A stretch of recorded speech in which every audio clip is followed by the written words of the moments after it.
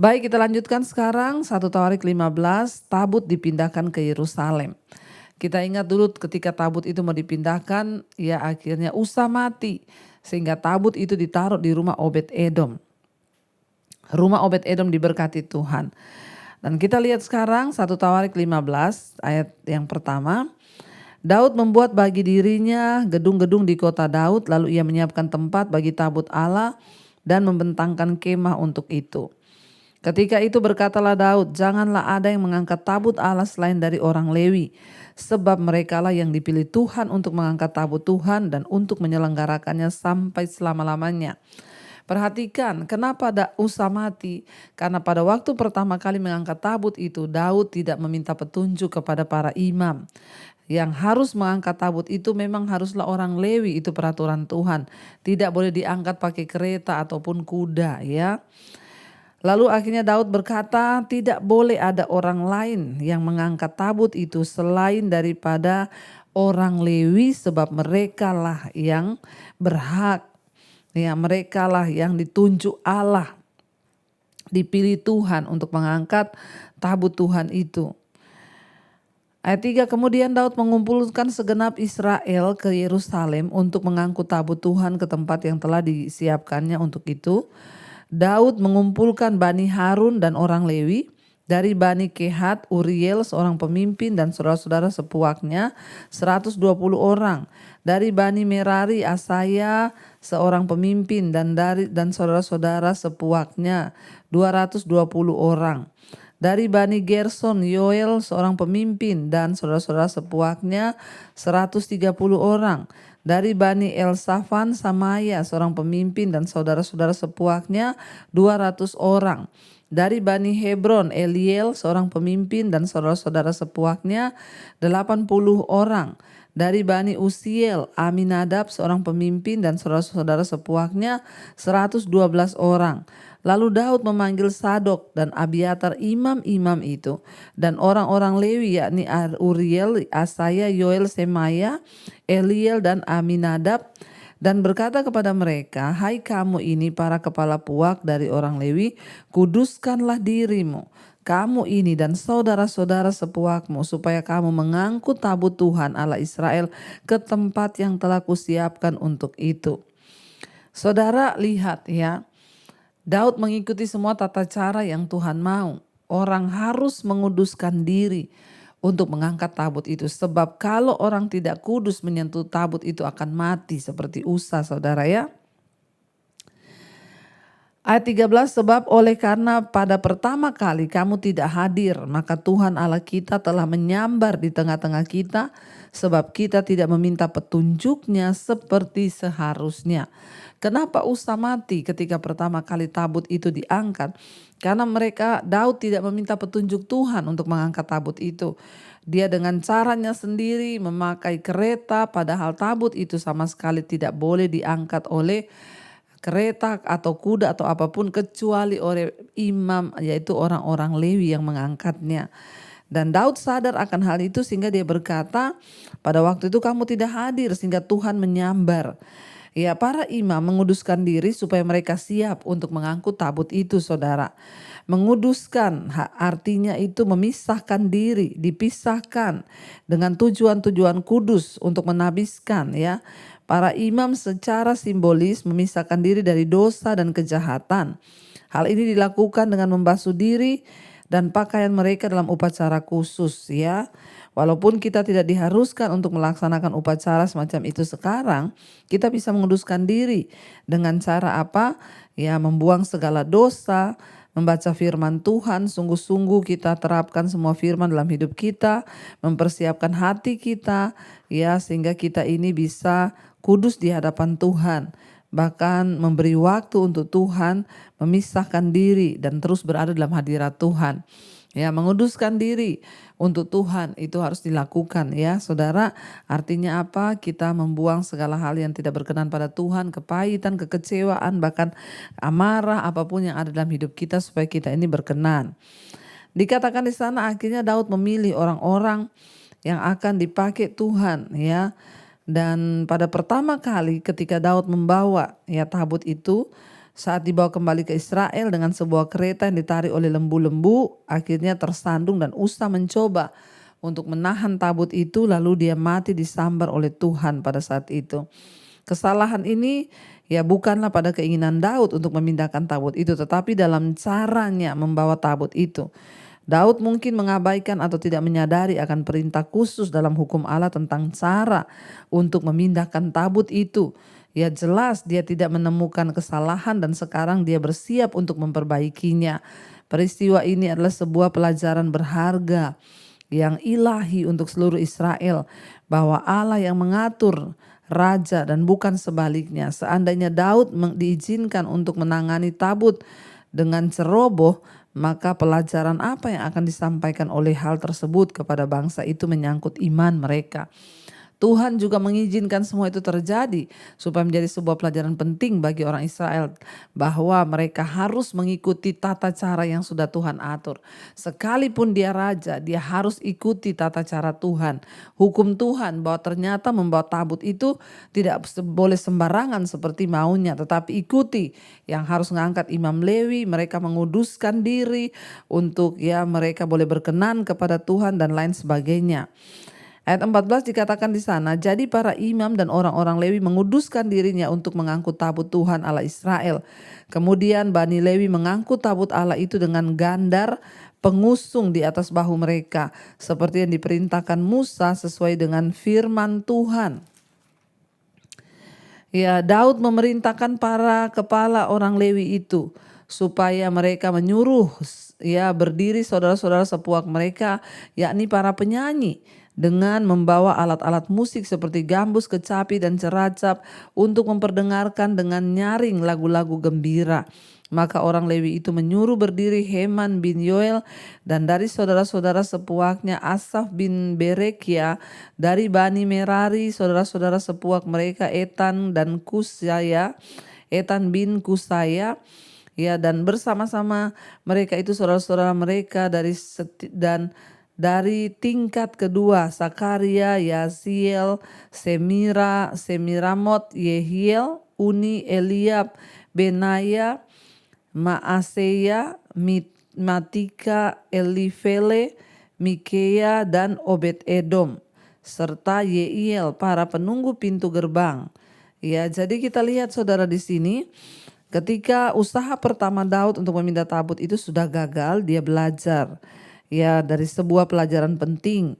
Apabila Tuhan memberikan perintah khusus, maka itu adalah hal yang harus dituruti dan ditaati secara tepat.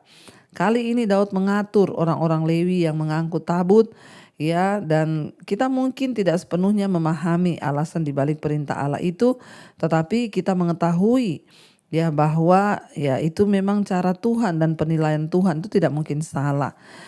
Cara untuk mengetahui perintah Allah adalah dengan mengetahui firman-Nya. Namun sama seperti anak-anak yang tidak mengerti, seringkali alasannya kenapa kita sekarang tidak memahami, tapi Tuhan mau untuk kita ini mentaati. Jauh lebih penting itu mentaati Tuhan daripada berusaha untuk kenapa begini, kenapa begitu, saudara. Mari taatilah firman Tuhan, sebab itu yang terbaik bagi kita. Akhirnya Daud mengumpulkan semua penyanyi-penyanyi, para biduan dikatakan di sana. Dia panggil semua mereka bernyanyi dengan sorak-sorai untuk membawa tabut itu. Dikatakan di sana, kenanya pemimpin orang Lewi mendapat tugas pengangkutan, ia mengepalai pengangkutan sebab ia paham dalam hal itu. Berekia dan Elkana adalah penunggu pintu pada tabut, dan Sebaya, Yosafat, Nathanael, Amasai, Sakaria, Benaya, dan Eliezer, yaitu imam-imam itu meniup nafiri di hadapan tabut Allah, sedang Obed Edom dan Yehia adalah penunggu pintu pada tabut itu. Maka Daud dan para tua-tua Israel dan para pemimpin pasukan 1000 pergi untuk mengangkut tabut perjanjian Tuhan itu dari rumah Obed Edom dengan sukacita. Kita lihat di sini saudara, jadi Daud mengumpulkan para penyanyi pemusik yang hebat-hebat. Prosesi musik yang luar biasa dirancang sebagai pengiring untuk mengiring membawa peristiwa besar ini, yaitu mengangkut tabut Allah. Hal tersebut mempertinggi kegembiraan, mengangkat hati dan pikiran. Ya, orang-orang memfokuskan perhatian mereka pada peristiwa itu. Hal ini juga menolong ya untuk memateraikan peristiwa itu dalam ingatan mereka selama bertahun-tahun yang akan datang. Ya, memulai tugas apapun dengan memuji Allah itu bisa mendorong kita untuk memberikan kepadanya yang terbaik. Ya, karena itu Daud dengan sukacita. Ya, ini adalah satu tanda bersukacita bagaimana ketika kita itu menyanyikan puji-pujian bagi Tuhan itu artinya kita bersukacita. Daud menunjukkan mereka bersukacita hendak membawa tabut itu saudara. Dan 26 dikatakan, dan oleh karena Allah menolong orang Lewi yang mengangkat tabut perjanjian Tuhan itu, maka dipersembahkanlah 7 ekor lembu jantan dan 7 ekor domba jantan. Daud memakai jubah dari kain lenan halus, juga segala orang Lewi yang mengangkat tabut itu dan para penyanyi dan kenanya yang mengepalai pengangkutan dan para penyanyi. Ya, Daud juga memakai jubah efod dari kain lenan. Perhatikan saudara, mengangkat tabut tidak boleh memakai baju kerajaan, tapi Daud harus memakai ya jubah keimaman ya dari efod dan juga kain lenan. Karena itu yang Tuhan mau ya. Jadi bukan dengan baju rajanya, tetapi dia harus merendahkan diri memakai baju dari kain lenan. Seluruh orang Israel mengangkut tabut perjanjian Tuhan itu kala nafiri dan ceracap sambil memperdengarkan permainan gambus dan kecapi.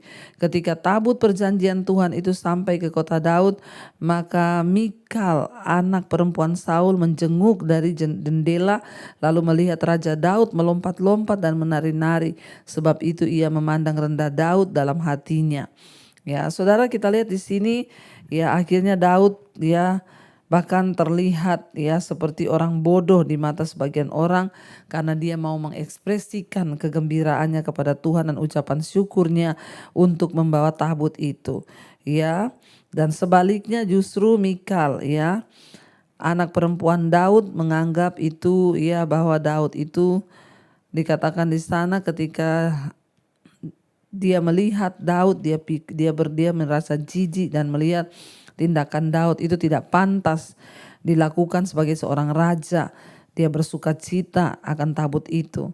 Dan ibadah ya sudah begitu memburuk di bawah pemerintahan Raja Saul sehingga ibadah menjadi kaku dan bersifat ritual. Sehingga anak Daud Mikal bisa menerima Daud sebagai penakluk militer dan sebagai raja, tetapi dia tidak bisa menerima Daud ketika Daud menjadi seorang penyembah dalam memuji Allah. Dia berlompat, dia menari. Ya, beberapa orang mungkin terlihat bodoh saudara ketika dia menari memuji Tuhan. Makanya banyak sebagian orang di gereja pun untuk angkat tangan malu. Ya, karena aduh nanti saya dilihat dipikir saya ini gimana-gimana. Tapi sebagai orang yang mau mengekspresikan ya cinta kita kepada Tuhan tidak usah malu. Kalau saudara nyanyi mau angkat tangan, mau menari bagi Tuhan. Asalkan itu memang kita persembahkan bagi Tuhan. Ya, dan akhirnya tabut itu tiba dan seluruh orang Israel bersukacita. Ya, tabut Allah itu bicara tentang hadirat Tuhan, ya kehadiran Tuhan. Biarlah kita semua selalu juga merindukan kehadiran Tuhan dalam hidup kita. Mari kita tundukkan kepala saudara, kita satukan hati, kita berdoa. Terima kasih Bapa, kami bersyukur Tuhan. Lewat firman Tuhan malam ini kami belajar bahwa kami harus selalu hidup dekat dengan Tuhan. Kami harus melekat dengan Tuhan seperti Daud yang tidak ingin jauh dari tabut Allah itu. Biarlah kami juga memiliki ketaatan yang penuh akan aturan Tuhan dan hukum-hukum Tuhan.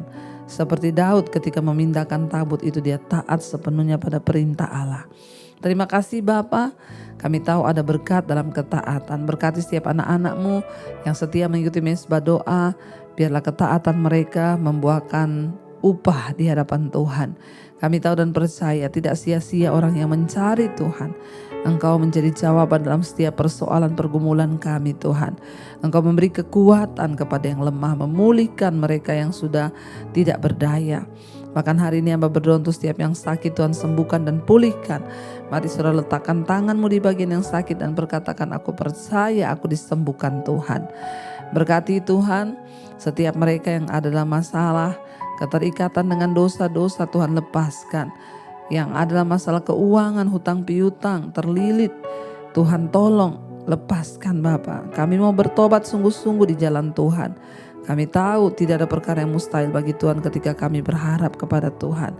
Berkati setiap mereka yang mencari pekerjaan, berkati setiap usaha pekerjaan anak-anak-Mu Tuhan. Mungkin yang hari-hari ini sedang menurun, berikan kami hati yang mengucap syukur supaya kami tetap bisa menjalankan semuanya dengan hati yang berserah kepada Tuhan. Berkati setiap mereka rindu punya keturunan, bukakan kandungan yang tertutup, anak keturunan ilahi Tuhan berikan.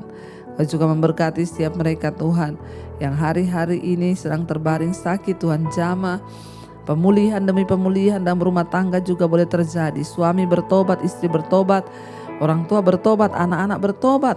Kami Tuhan kembali kumpulkan di dalam kasih anugerah-Mu ya Bapa.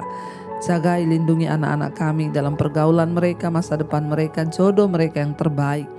Terima kasih Bapa. Terimalah kiranya berkat, rahmat, anugerah dari Allah Bapa, cinta kasih Tuhan Yesus Kristus, penyertaan Allah Roh Kudus melimpah atas hidup kita mulai hari ini bahkan sampai kali yang kedua. Tuhan Yesus datang menjemput kita, nama kita tercatat di dalam kitab kehidupan. Dalam nama Tuhan Yesus yang percaya diberkati Tuhan, katakan bersama, amin, amin, amin. Tuhan Yesus memberkati saudara, shalom dan Immanuel.